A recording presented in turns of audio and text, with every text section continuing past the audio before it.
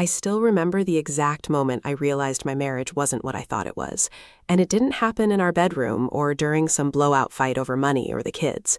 It happened at a rooftop bar in downtown Austin on a humid Saturday night in late September, while I was holding a gin and tonic and watching my husband laugh at something a girl 10 years younger than me had just said.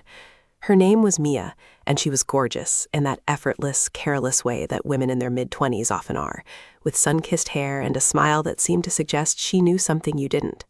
Her boyfriend, Jake, was standing next to her, his arm casually draped over her shoulder, and he was laughing too, a loud, unself-conscious sound that cut through the ambient noise of the bar like a knife.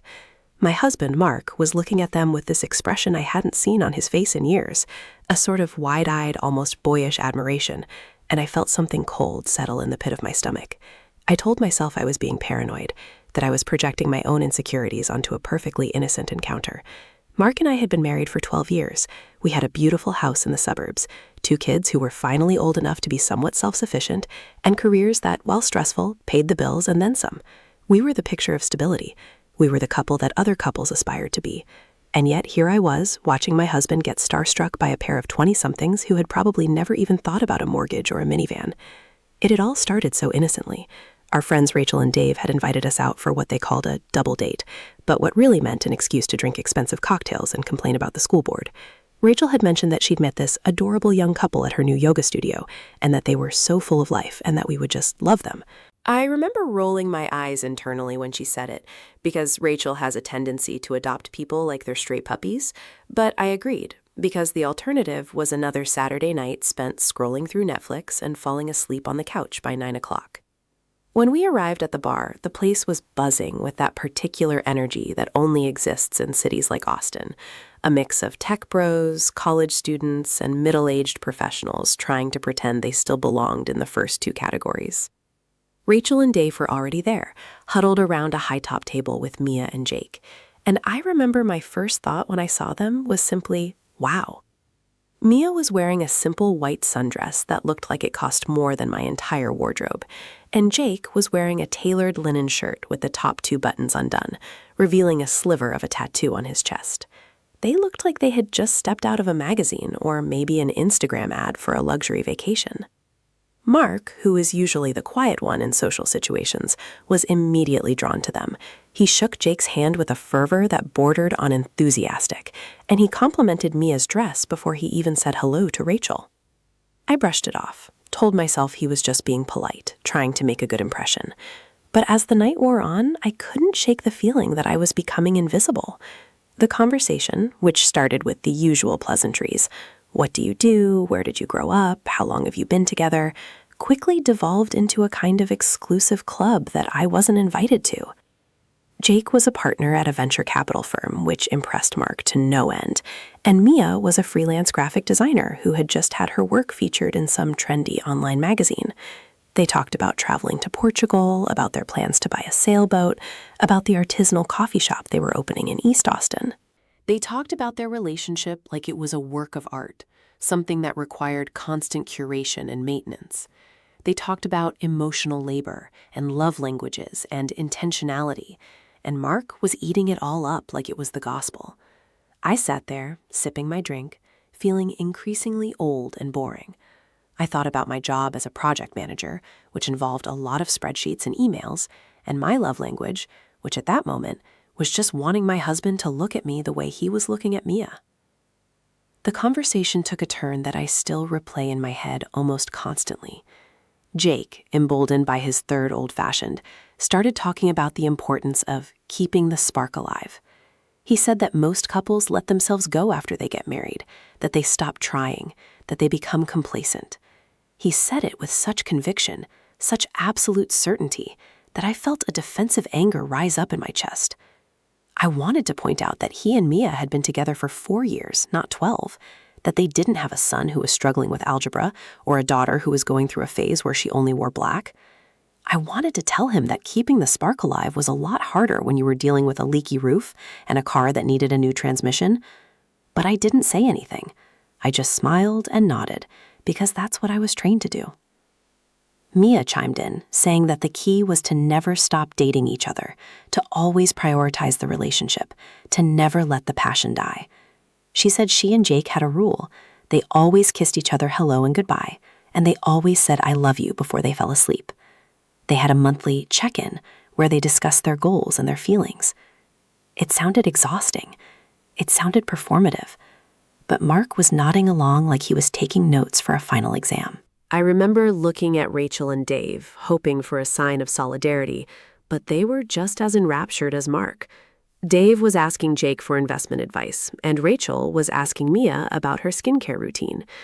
I felt like I was in a bad dream, where everyone around me was speaking a language I didn't understand. I excused myself to go to the bathroom, and as I stood in front of the mirror, washing my hands, I stared at my reflection. I saw a woman in her late 30s with a few crow's feet around her eyes and a tiredness in her posture that no amount of expensive yoga could fix. I thought about Mark and me and the way we'd been operating on autopilot for years. We were efficient, we were partners, we were a good team. But when was the last time we had a real conversation? When was the last time we had that spark? I couldn't remember. A wave of sadness washed over me, and I had to take a deep breath to keep myself from crying. When I walked back to the table, the conversation had shifted. Mia was talking about her journey with anxiety, and Jake was talking about how he supported her by being her rock. It was so self-congratulatory, so utterly devoid of self-awareness that I almost laughed out loud. Almost. Mark, for his part, was completely captivated. He was leaning in, his elbows on the table, his eyes fixed on Mia as she spoke. He wasn't just listening to her, he was absorbing her. And something in his posture, in the way he tilted his head, made me realize that this wasn't just about being polite. This was about admiration. He admired them. He admired their youth, their freedom, their apparent perfection. He admired the fact that they seemed to have it all figured out. And in that moment, I realized something that would gnaw at me for the next several weeks. Mark was looking at them, and he was seeing what he thought we weren't. He was looking at a mirror of what he wanted his life to be, and he was finding our life, and by extension me, lacking. The night ended with a round of shots that I didn't want, and a series of exchanged phone numbers that I knew would lead to another dinner, another night of feeling like an outsider in my own life. The car ride home was silent. The kids were at my mom's, so the house was empty when we got back, and I stripped off my heels and flopped onto the bed, feeling the exhaustion seep into my bones. Mark was still buzzing, pacing the room and talking about how refreshing it was to meet people who were so genuine. I wanted to scream at him. Genuine? They were the most performative people I'd ever met. But I held my tongue. I was tired of fighting. When I look back on that night now, I see it as the beginning of the end. I see it as the night a crack formed in our marriage, a crack that would widen into a chasm over the coming months. I see it as the night Mark and I first looked at our relationship through their eyes and found it wanting. I had no idea then how much that night would change us, how much it would cost us. But deep down, some part of me knew. Deep down, I was already starting to mourn the marriage I thought we had. The weeks that followed that night at the rooftop bar were strange, like walking through a house where someone had moved all the furniture a few inches to the left. Everything looked the same, but nothing felt the same. Mark started suggesting things he'd never suggested before. He wanted to go to a wine tasting in Fredericksburg, just the two of us. He wanted to sign up for a couple's cooking class. He wanted to start a date night tradition every Friday, no exceptions. On the surface, it sounded wonderful. It sounded like exactly what I had been secretly wishing for years. But the motive behind it felt wrong, like he was checking off items on a list he'd been given by someone else. I knew those ideas didn't come from him. They came from Mia and Jake, from their tedious little speeches about intentionality and priority. He'd taken their words and internalized them, and now he was trying to retrofit them onto our marriage, like you'd buy a new part for a car that was never built to fit that model. I watched him try, and I tried too, because I loved him, and because a part of me was desperate to prove that we were still worth investing in. But every attempt felt hollow, a pantomime of intimacy rather than intimacy itself. He'd light candles and pour wine, but his eyes would wander to his phone. He'd ask me about my day, but he wouldn't really listen to the answer. He was going through the motion. Girl in a white sundress. The second encounter happened 3 weeks later. Rachel had organized a dinner party at her house, a casual backyard thing with burgers on the grill and string lights overhead. I knew Mia and Jake would be there, and I spent the entire afternoon steeling myself for it. I picked out a dress that was flattering but not trying too hard, and I did my makeup with more care than I had in months. I wanted to feel like I belonged in that room. I wanted to walk in next to Mark and feel like we were a unit, a force to be reckoned with. But from the moment we arrived, I felt the familiar tide of invisibility start to wash over me. Mia and Jake were already there, holding court in the corner of the garden, and Mark made a beeline for them before he'd even said hello to our host. I followed behind him, feeling like a shadow. I watched him shake Jake's hand, clap him on the shoulder, and then turn his full, undivided attention to Mia. He asked her about her graphic design projects. He asked her about the coffee shop. He asked her about Portugal, about the sailboat, about everything he'd already heard her talk about a month ago. I stood there, holding a plastic cup of cheap white wine, feeling like an extra in a movie scene I wasn't relevant to. I remember the conversation that night veered into dangerous territory. Jake, who had a way of turning everything into a lecture, started talking about the complexities of modern love. He said that monogamy was a construct, that people weren't naturally designed to be with one person forever. He said it was unrealistic to expect one person to fulfill all of your needs, emotional and physical, for your entire life. He looked at Mark when he said it, as if he were speaking directly to him, inviting him into some secret club of enlightened men who had transcended traditional boundaries. Mia nodded along, agreeing, and added that for her and Jake, it was all about radical honesty. They had an open-door policy, she said. They told each other everything.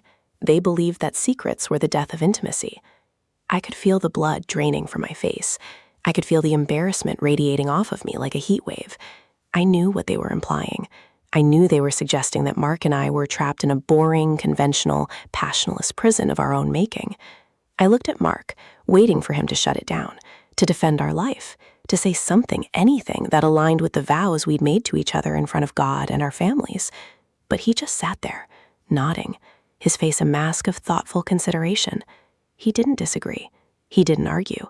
He just absorbed it, like a sponge soaking up dirty water. On the drive home, I couldn't keep the silence anymore. I snapped. "What was that about?" I asked, my voice sharp and accusatory. "What was what about?" he replied, feigning ignorance. "That whole conversation," I said, about monogamy being a construct, about having an open-door policy.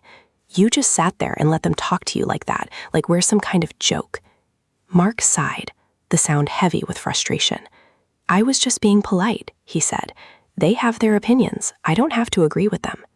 "But you weren't disagreeing," I shot back. "You were lapping it up. You've been lapping up everything they've said since the moment we met them." He was silent for a long time.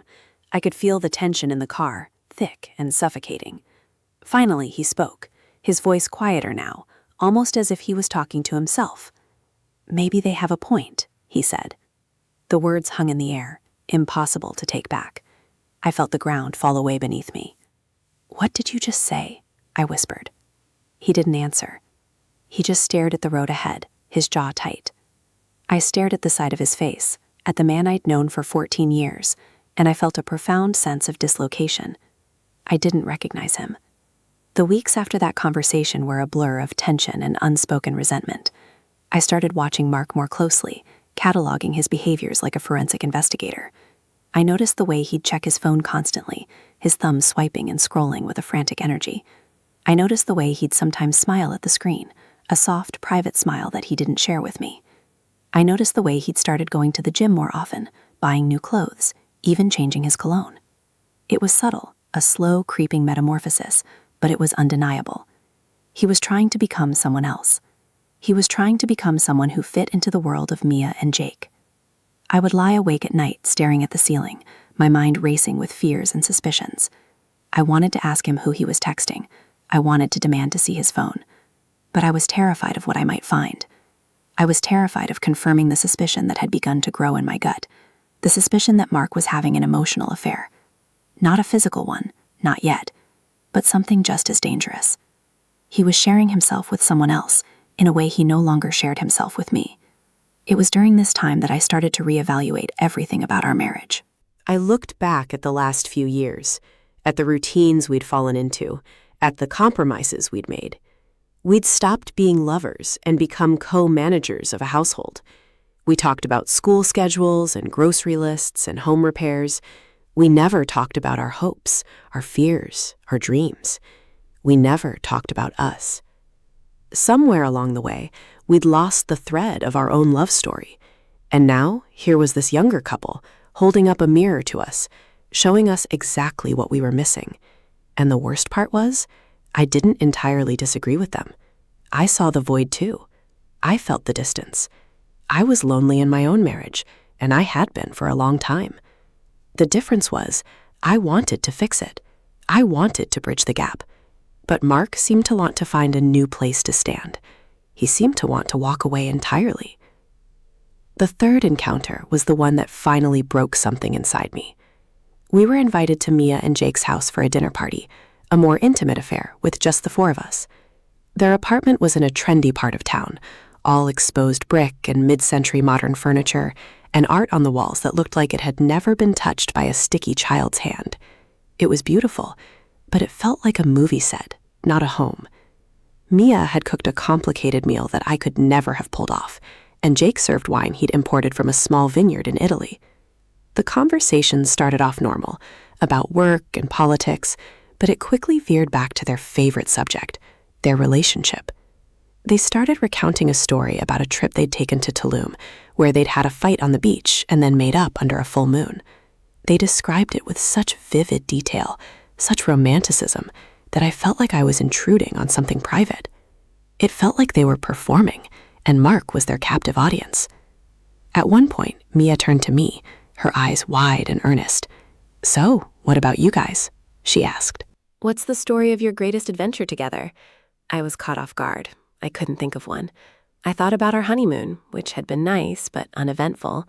I thought about the birth of our children, which had been beautiful but terrifying and messy. I thought about the time we got stranded in a snowstorm in Colorado, which had been frustrating and expensive. Nothing about our life together felt cinematic or adventurous. It felt real. It felt ordinary. And sitting there in their perfectly curated apartment, surrounded by their perfectly curated love, I felt ordinary in the worst possible way. I stumbled through some answer about a road trip we'd taken to California when we were first dating, but even as I said it, I knew it didn't compare. It wasn't sexy. It wasn't inspiring. It was just a story about two young people in a cheap motel eating instant ramen and arguing about which exit to take. Mark watched me struggle, and I saw a flicker of something in his eyes. Was it pity? Was it embarrassment? I couldn't tell. But I knew it wasn't love. Later that night, we were sitting on their rooftop, looking out at the city lights, and Mark was having a deep, whispered conversation with Mia in the corner of the terrace. I could see them from where I was sitting, their heads bent together, their voices low.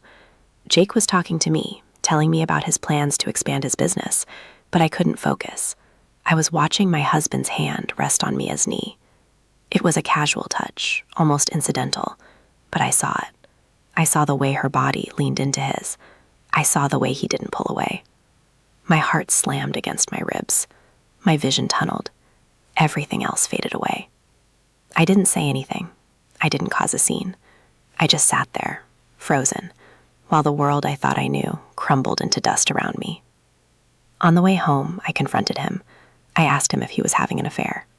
He looked at me like I was crazy. He said it was nothing, that I was imagining things, that Mia was just a friend, that he was just being polite.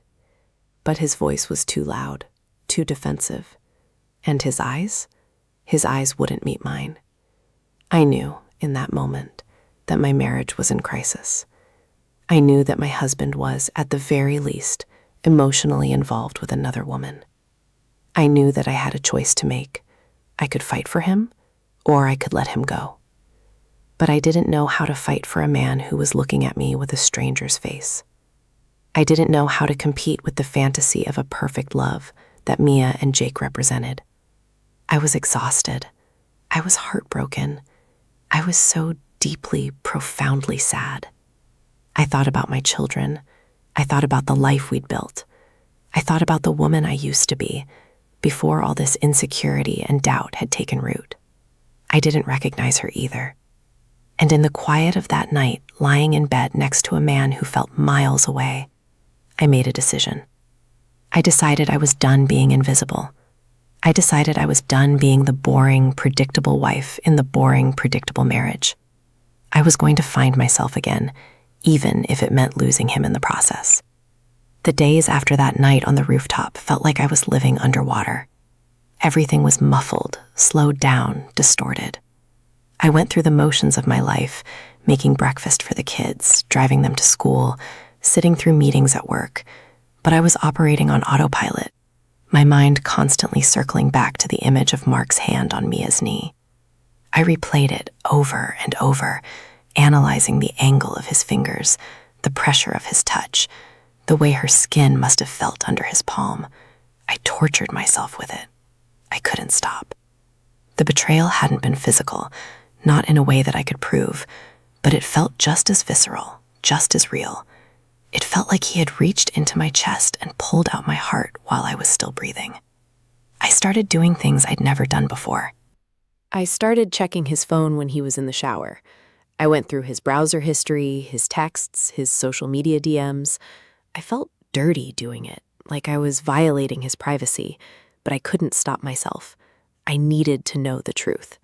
I needed to confirm the suspicion that was eating me alive. What I found was both a relief and a devastation. There were no explicit texts, no illicit photos, no smoking gun. But there was a thread of messages between him and Mia that went back weeks, that stretched late into the night, that were filled with a kind of intimacy that made my stomach turn. They talked about books and music and movies. They talked about their childhoods, their fears, their dreams. She sent him a playlist that he'd been listening to on repeat. He sent her a poem that he said reminded him of her. It was innocent on the surface, but underneath, it was an emotional affair in full bloom. He was sharing parts of himself with her that he hadn't shared with me in years. He was confiding in her, leaning on her, finding solace in her. And I was just the woman who did his laundry and reminded him to take out the trash. I felt a rage so hot and so pure that I thought it might consume me. I wanted to throw his phone against the wall. I wanted to scream at him until my voice gave out. But I didn't. I just put the phone back where I found it, went downstairs, and made him a cup of coffee, like nothing had happened. The breaking point came on a Thursday night, about a week later. Mark had told me he was working late, but something felt off. I could always tell when he was lying. It was in the way he wouldn't look at me, the way his voice pitched just a little too high. I dropped the kids off at my mom's house on some flimsy pretext, and then I drove to Mia and Jake's apartment. I don't know what I expected to find. Maybe I was hoping I was wrong. Maybe I was hoping to catch him in a lie so I could finally confront him with something concrete. I parked across the street and watched the building. I sat there for what felt like hours, my hands gripping the steering wheel, my heart pounding in my ears. And then I saw him. He walked out of the front door with Mia, and they were laughing. His arm was around her shoulder, and her hand was resting on his chest. It was a casual, familiar gesture, the kind of touch that said they were comfortable with each other, that they had crossed a line that couldn't be uncrossed.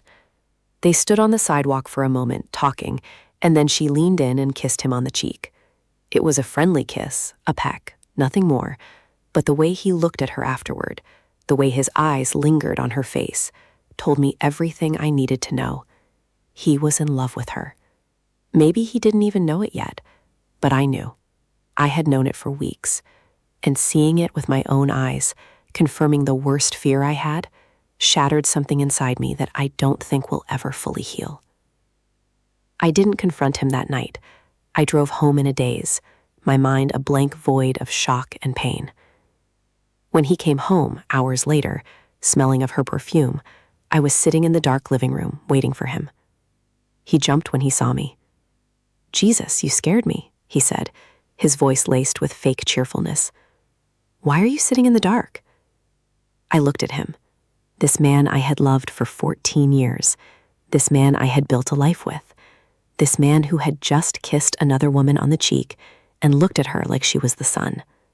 And I felt nothing. I felt an emptiness so profound that it swallowed all the anger, all the sadness, all the desperation. It was just a void. "Where were you?" I asked, my voice flat and robotic. "I told you I was working late," he said, walking past me toward the kitchen. "I had a big presentation to prepare for." "You were at Mia's apartment," I said.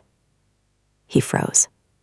His back was to me, but I could see the tension ripple through his shoulders. He was caught, and he knew it. He turned around slowly, his face a mask of practiced innocence. "What are you talking about?" he asked. "I saw you," I said. "I saw you leave her building. I saw you with your arm around her. I saw her kiss you." The silence that followed was deafening. I watched him struggle for words, watched him try to come up with a lie that would explain it away, watched him realize that there was no explanation good enough. His face crumbled. He sat down on the couch across from me, his head in his hands. "It's not what you think," he said, his voice muffled. "Then tell me what it is," I said. "Tell me what it is, Mark. Because I have been sitting here for weeks, watching you fall in love with another woman, and I need to hear you say it." He looked up at me, and there were tears in his eyes. Tears for her, not for me. I could see it in the way they welled up. He wasn't crying because he was losing me. He was crying because he was losing the idea of her. "I don't know what's happening to me," he said. "I don't know why I feel this way. She makes me feel alive again. She makes me feel like I'm not just a dad and a husband and a guy with a mortgage. She makes me feel like I'm still me." The words hit me like a physical blow. I had spent years trying to make him feel like himself. I had supported him, encouraged him, loved him through every job loss and family crisis and moment of doubt. And this girl, this stranger, had accomplished more in a few months than I had in over a decade. It was the cruelest thing he had ever said to me, and I don't think he even realized it. I stood up, my legs shaking beneath me. "I think you need to leave," I said. He looked at me, his eyes wide with surprise. "What?" he said. "I need you to leave," I repeated. "Go to Rachel's, go to a hotel. I don't care. I just can't. I can't look at you right now." He opened his mouth to protest, but I held up my hand. "Don't," I said. "Don't say anything. Just go." He stood up slowly, like an old man, and walked to the door. He paused with his hand on the handle, looking back at me. "I'm sorry," he said. It was the most pathetic apology I had ever heard. "Just go," I said. And he did. He walked out the door, and I heard his car start, and I heard him drive away. And then I was alone in the house that we'd bought together, surrounded by the furniture we'd picked out together, looking at the photographs of our children that we'd raised together, and I felt like a ghost in my own life. The days that followed were a blur of practicalities. I called a lawyer. I told my mom, who was predictably furious and supportive in equal measure. I told the kids, in the gentlest way I could, that Daddy was going to be staying somewhere else for a while. My son, who was 12, looked at me with his father's eyes and asked if we were getting a divorce. I told him I didn't know. My daughter, who was 9, just cried and clung to me, and I held her and rocked her, and I didn't cry. I had to be strong for them. I had to be the rock. I couldn't fall apart. But I fell apart anyway, in the quiet moments, in the shower, in the car, in the middle of the night when I woke up reaching for a body that wasn't there.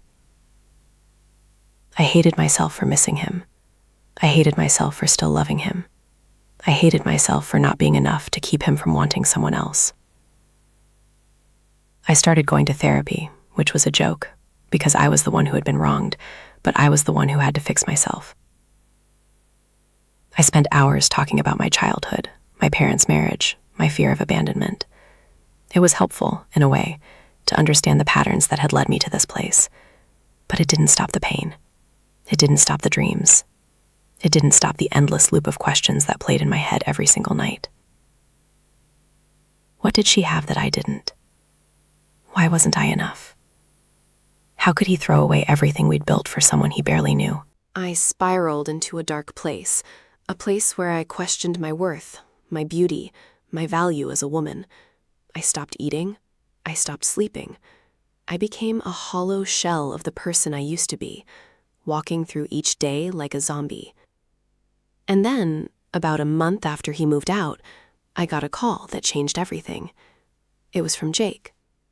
He was drunk, or at least he sounded drunk, and he was rambling about something that had happened. He'd found out about Mark and Mia. He'd found texts, just like I had, and he was furious, not just at them, but at the whole situation. He started ranting about how he'd introduced them, how he'd trusted them, how they'd made a fool out of him. I listened in silence, not knowing what to say. And then he said something that made my blood run cold. He said that Mia had told him that Mark had been planning to leave me, that they had been talking about a future together, that Mark had already started looking at apartments, looking at places where he and Mia could live, places where they could start their own life, free from the burden of his family. It was the final nail in the coffin. It was the confirmation that he hadn't just made a mistake. He had made a choice. He had chosen her. He had chosen to walk away from me, from our children, from our entire life together. I hung up the phone, and I walked into my bathroom, and I looked at myself in the mirror. I barely recognized the woman staring back at me. She was gaunt and pale, with dark circles under her eyes and a haunted look in her gaze. But there was something else there too, a flicker of something hard and determined, a resolve. I wasn't going to let him destroy me. I wasn't going to be the victim of his midlife crisis. I was going to survive this, and I was going to come out the other side stronger. I just didn't know how yet. The call from Jake should have been the final blow, the thing that sent me spiraling into a darkness I couldn't climb out of. And in a way, it was. For about 3 days, I barely left my bed. I called in sick to work, which I never did. I let the dishes pile up in the sink. I let the laundry sit in the hamper. I just lay there, staring at the ceiling, replaying every moment of the last few months, looking for the signs I'd missed, the red flags I'd ignored. I thought about the night we met Mia and Jake, and how Mark's eyes had lit up when he saw her. I thought about the dinner parties, the whispered conversations, the way he'd started dressing differently, acting differently, becoming a stranger in my own home. I thought about all the times I'd caught him smiling at his phone, and how I'd convinced myself it was nothing. I thought about the kiss on the cheek, the hand on the knee, the way he'd looked at her like she was the answer to a question he'd been asking his whole life. And I realized that I had been complicit in my own betrayal. I had seen the signs, and I had chosen to ignore them, because I was too scared to face the truth. I had been so desperate to hold on to the illusion of my marriage that I had let the reality slip through my fingers. But somewhere around the 4th day, something shifted. I don't know if it was the hunger or the exhaustion or just the sheer absurdity of the situation, but I started to get angry. Not the hot, tearful anger I'd felt before, but something colder, something more calculated. I started to think about all the things I'd sacrificed for Mark, all the compromises I'd made, all the parts of myself I'd buried to keep him happy. I thought about the career I'd put on hold to raise our kids, the friendships I'd neglected because he didn't like my friends, the hobbies I'd given up because they took too much time away from him. I thought about the years I'd spent trying to be the perfect wife, the perfect mother, the perfect homemaker, and how it had never been enough. He had still looked elsewhere. He had still found me lacking. And I realized that the problem wasn't me. The problem was him. He was a man who was never satisfied, a man who was always looking for the next thing, the better thing, the thing that would finally fill the void inside him. And no woman, no matter how young or beautiful or perfect, would ever be able to fill that void. Because the void wasn't about me. It was about him. I got out of bed, took a long hot shower, and put on clothes that actually matched. I made myself a proper breakfast, eggs and toast and coffee, and I sat at the kitchen table and ate it like I was fueling myself for a marathon, because I was. I was about to run the longest, hardest race of my life. I was going to rebuild myself from the ground up, and I was going to do it without him. The first thing I did was call my lawyer and tell her I wanted to file for divorce. I didn't want to wait for Mark to come back. I didn't want to give him the chance to change his mind, to come crawling back with empty apologies and hollow promises. I wanted to be the one in control. I wanted to be the one who walked away. The lawyer was supportive, efficient, and practical, which is exactly what I needed. She walked me through the process, the paperwork, the financial disclosures, the custody arrangements. It was overwhelming, but it was also empowering. I was taking action. I was no longer a passive victim of my husband's betrayal. I was a woman who was fighting for her future. The next thing I did was call Rachel. I hadn't spoken to her since the night of the dinner party, the night I'd seen Mark and Mia together on the rooftop.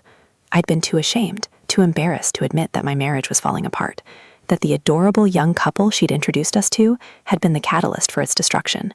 But I needed someone to talk to. I needed a friend. Rachel picked up on the first ring, and I could hear the worry in her voice. She'd heard rumors, of course, because people talk, and Austin is a small city when it comes to gossip. I told her everything, the whole sordid story, from the first night at the rooftop bar to the call from Jake. She listened without interrupting, and when I was finished, she said exactly what I needed to hear. She said she was sorry, and that she felt responsible, and that she would do anything to make it right. She said she had cut all ties with Mia and Jake, that she was disgusted by their behavior, that she couldn't believe they had done this to us. And then she said something that surprised me.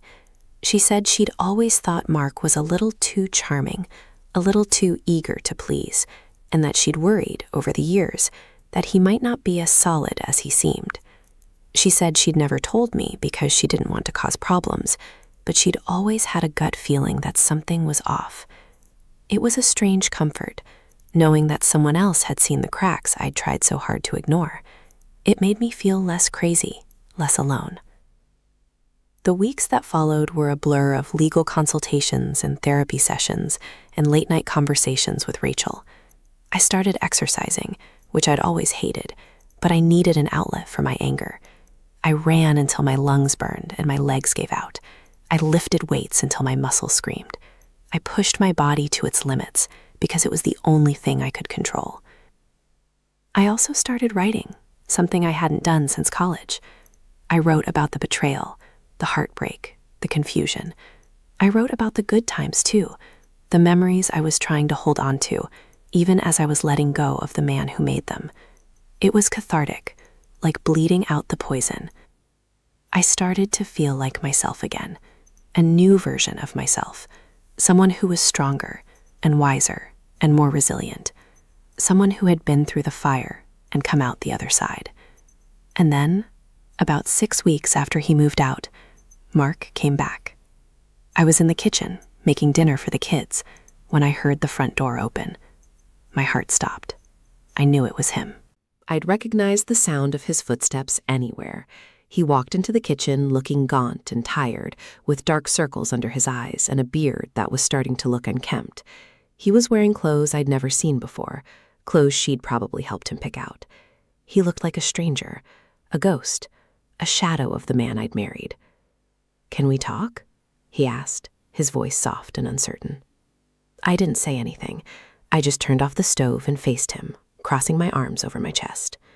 He launched into a speech, the kind of speech I'd been dreading and expecting in equal measure. He said he was sorry. He said he'd made a terrible mistake. He said he'd been confused, lost, going through some kind of crisis. He said he'd realized that Mia wasn't what he wanted, that she was just a distraction, a fantasy, a way to escape from the reality of his own failures. He said he missed me. He said he missed the kids. He said he wanted to come home. I listened to him, and I felt nothing. Not anger, not sadness, not relief, just a vast, empty indifference. A year ago, his words would have shattered me. A year ago, I would have taken him back without hesitation.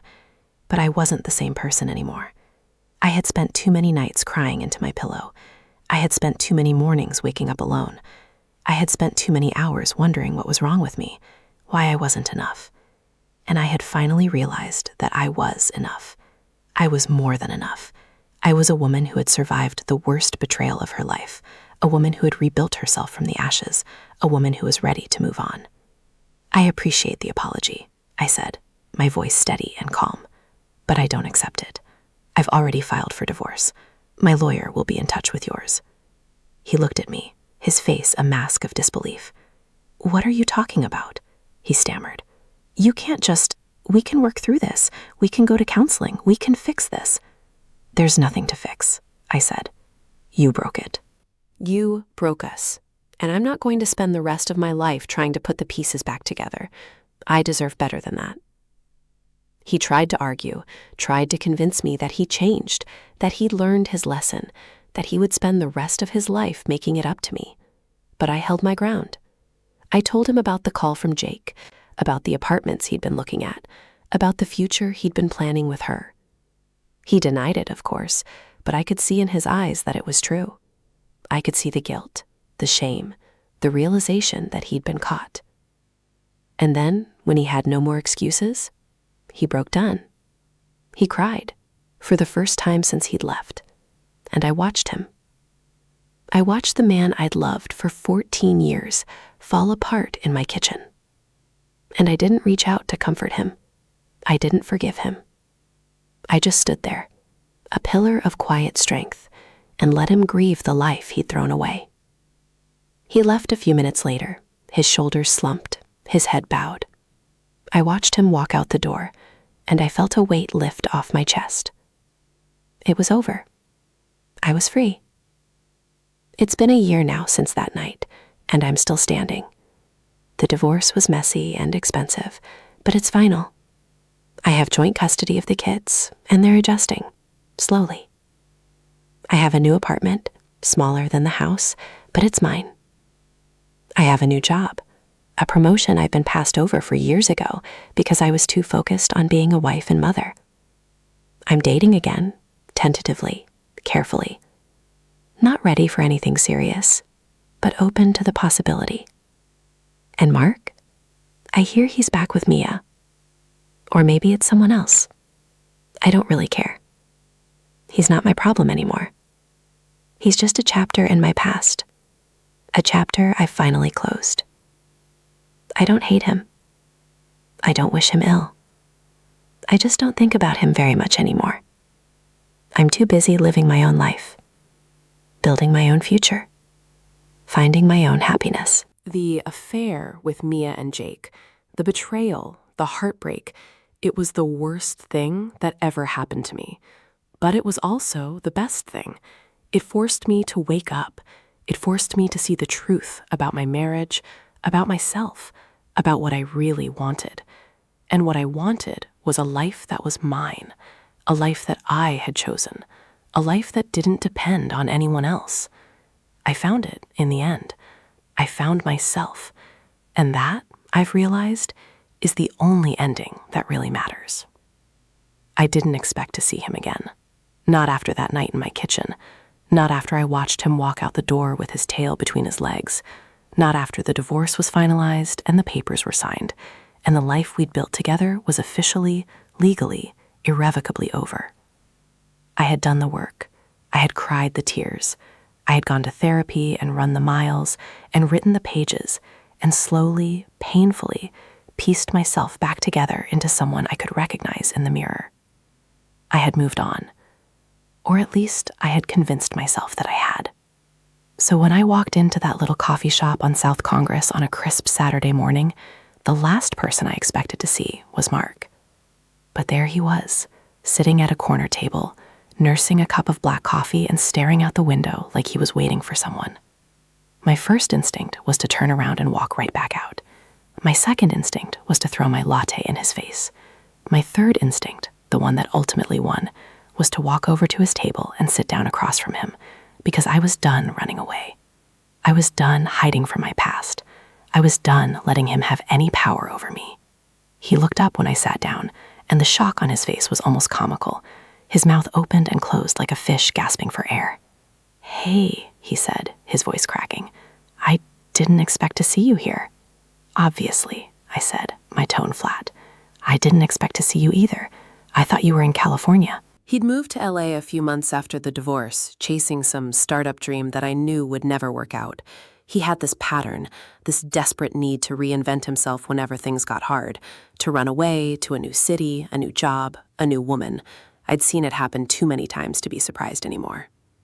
I came back a few weeks ago, he said, fidgeting with his coffee cup.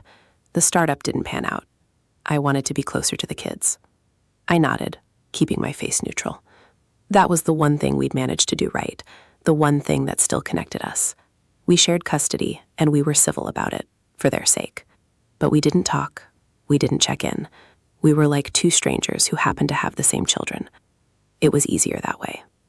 For a long moment, we just sat there, the silence stretching between us like a chasm. I looked at him, really looked at him, and I saw a man who had aged a decade in the span of a year. His hair was thinner, his face was gaunter, and there was a weariness in his eyes that hadn't been there before. He looked like someone who had been running for a long time and had finally run out of road. "How are you?" he asked, and the question was so absurd, so laughably inadequate that I almost laughed out loud. "I'm fine," I said. "I'm better than fine. I'm great, actually." It was true. My life was good. I had a job I loved, a cozy apartment that was all mine, a group of friends who had stuck by me through the worst of it. I had even started volunteering at a local animal shelter, which was something I'd always wanted to do but never had the time for. I was busy, I was fulfilled, and for the first time in a long time, I was happy. "That's good," he said, nodding. "That's really good. I'm glad." He sounded like he meant it, but I could see the flicker of something else in his eyes. Regret, maybe? Or jealousy? It was hard to tell. He told me about Mia, about how that had fallen apart about 6 months ago. He said it was never what he thought it was, that she was too young, too immature, too caught up in her own image. He said she'd ended things with him because she met someone else, someone who was more aligned with her goals. I felt a small, petty thrill of satisfaction at that. The perfect relationship, the one he'd thrown our marriage away for, had turned out to be just as fragile and flawed as any other. I didn't say "I told you so," but I wanted to. I wanted to scream it from the rooftops. Instead, I just sat there, letting him talk, letting him spill his guts to me like I was his therapist or his priest. He talked about how lonely he was, how he missed the kids, how he missed the house, how he missed the life we'd had. He didn't say he missed me, not directly, but I could hear it in the spaces between his words. He was trying to reel me back in, trying to make me feel sorry for him, trying to make me forget all the pain he'd cost me. And the thing was, a part of me did feel sorry for him. Not the part that had been betrayed, not the part that had spent months crying into her pillow, but the part that had once loved him, the part that remembered the good times, the part that still, despite everything, wanted him to be okay. I hated that part of myself. I hated that I couldn't just write him off, couldn't just forget that he'd ever existed. But I couldn't. He was the father of my children. He was a part of my history, a part of who I was. And no matter how much I tried to move on, there would always be a thread connecting us, a thread I couldn't cut no matter how hard I pulled. "I've been going to therapy," he said, pulling me out of my thoughts. "I've been working on myself, trying to figure out why I did what I did." I raised an eyebrow. "And have you figured it out?" He shrugged, a helpless gesture that reminded me of the boy I'd married. "Some of it," he said. "I think I was scared. I think I was going through a midlife crisis, and I didn't know how to handle it. And instead of talking to you, instead of being honest, I ran. I ran to the first person who made me feel young and exciting again. It was the most honest thing he'd said to me in years, and I felt a flicker of something I hadn't expected. Compassion. Not forgiveness, not yet, but compassion. He was just a man, flawed and broken and terrified of his own mortality. He wasn't a monster. He was just someone who had made a terrible, selfish choice and was now living with the consequences. I stayed at the coffee shop for another hour, and we talked. Not about us, not about the past, but about the present. He asked about the kids, and I told him about my son's baseball games and my daughter's obsession with horses. He asked about my job, and I told him about the promotion and the new project I was leading. He asked about my friends, and I told him about Rachel and the others who had become my support system. It felt strange talking to him like this, like we were old acquaintances catching up after years apart. But it also felt good, in a way. It felt like I was reclaiming something that had been taken from me. I was no longer the wronged wife, the victim, the one who had been left behind. I was just a woman having a conversation with a man she used to know. When I finally stood up to leave, he reached out and touched my arm. "Can I see you again?" he asked, his voice full of hope and desperation. Not like, "I know we can't go back. I know that. But maybe we could be friends. For the kids? For ourselves." I looked down at his hand on my arm, at the familiar shape of his fingers, at the wedding ring that was no longer there. And I felt a wave of sadness wash over me. Not for what we'd lost, but for what we'd never had. We had never been friends. Not really. We had been lovers, partners, co-parents, but we had never been friends. We had never had the kind of relationship where we could just sit and talk and laugh and be honest with each other. And I realized in that moment that I didn't want to be his friend. I didn't want to be anything to him. I had spent too long defining myself by my relationship with him, by his approval, by his love. I was done with that. I was my own person now, and I didn't need him to validate me. "I don't think that's a good idea," I said, gently pulling my arm away. "I think we should keep things as they are, civil, polite, focused on the kids. But I don't want to be your friend, Mark. I don't want to be your confidant. I don't want to be your therapist. I want to be your ex-wife, and that's it." He looked crushed, and a part of me wanted to take it back, to soften the blow, to give him some hope to cling to. But I didn't. I had learned the hard way that hope was a dangerous thing. It was what had kept me in a marriage that was dying. It was what had made me ignore the signs, overlook the red flags, convince myself that everything would be okay. I wasn't going to make that mistake again. "I understand," he said, his voice barely above a whisper. "I understand." I nodded, and then I walked out of the coffee shop and into the bright Texas sunshine. The air was warm and thick with the smell of food trucks and flowers, and I felt a lightness in my chest that I hadn't felt in a long time. I had done it. I had faced my past, and I had walked away. I was free. That was 6 months ago. Since then, I've continued to build my life, brick by brick, day by day. I've gone on a few dates, some good, some bad, some that made me laugh, and others that made me want to run for the hills. I've traveled, just a little, to places I'd always wanted to see but never had the courage to go.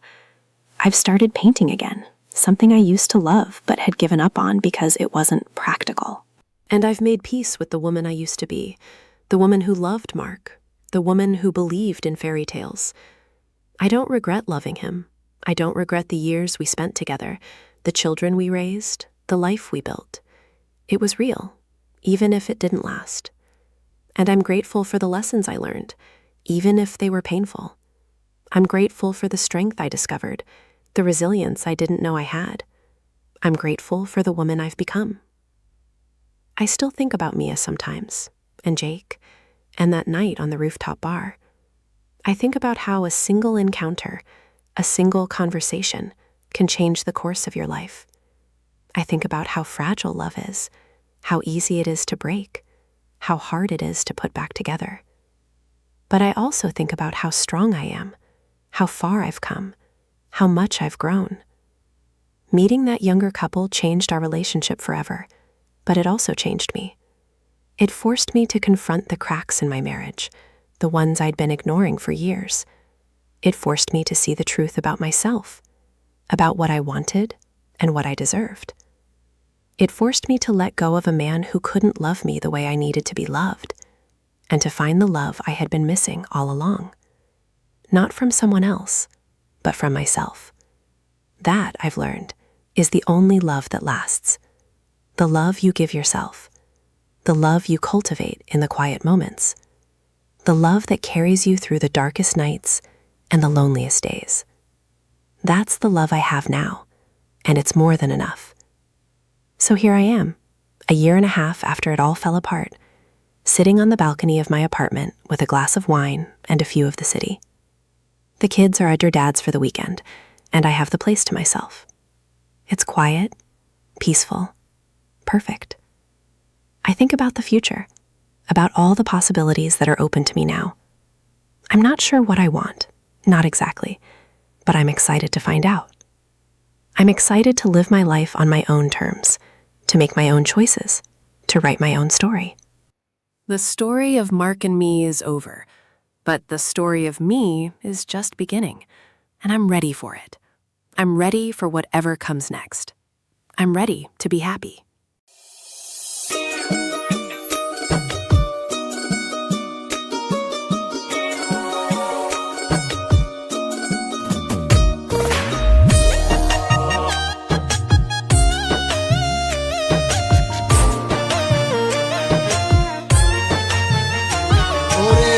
সাগরের ঢেউ দেখিয়া নাই মন সাগরে নানা মিলে সাধন ভজন সকলি যাই বিফলে গো সকলি যাই বিফলে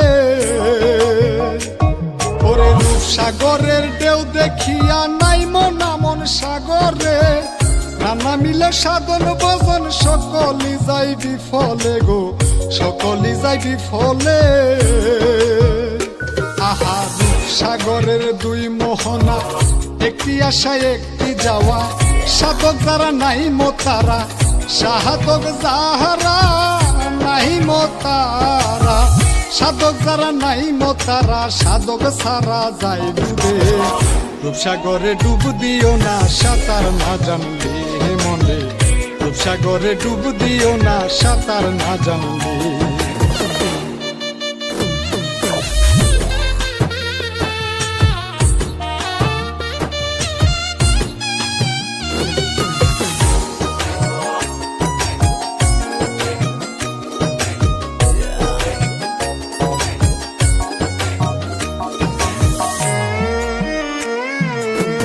সাগরের খাইছ ননি আসিয়া এই ববেতে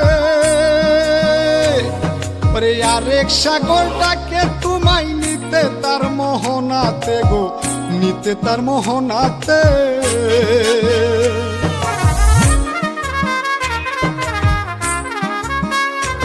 ও এক সাগরের খাইছ ননি আসিয়া এই ববেতে আরেক সাগরটাকে তোমায় নিতে তার মোহনাতে গো নিতে তার মোহনাতে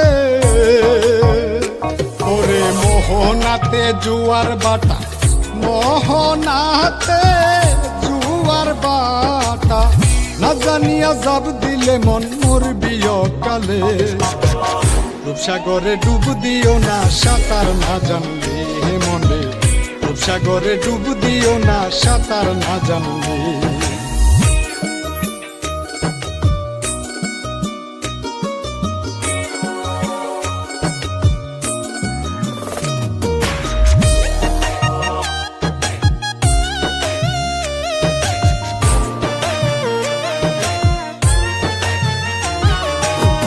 সাগরের সাধক যারা তারা নাইমা সাগরে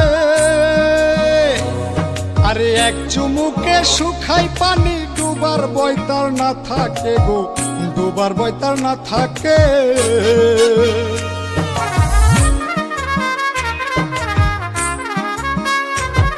ওরে রূপসাগরের সাধক যারা তারা নাইমা সাগরে এক চুমুকে শুকাই পানি ডুবার বয়তার না থাকে গো ডুবার বয়তার না থাকে